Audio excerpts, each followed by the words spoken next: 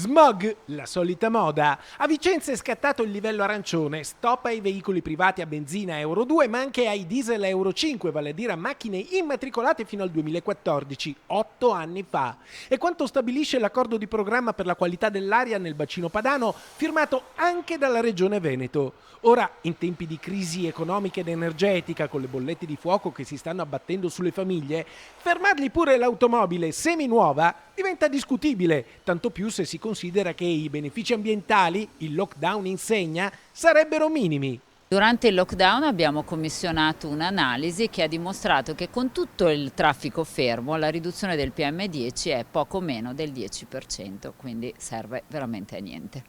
Capito? Serve veramente a niente. Parola dell'assessore all'ambiente di Vicenza. Insomma, se l'obiettivo è creare disagi ai cittadini e caricare le limitazioni del traffico sulle spalle dei meno abbienti che non possono cambiare l'auto ogni anno, allora il risultato è assicurato. Se invece si tratta di ottenere effetti concreti sull'inquinamento, allora i risultati sono poco incoraggianti. L'ambiente invece merita provvedimenti efficaci, una battaglia che non può e non deve essere solo ideologica, ma deve partire da presupposti oggettivi.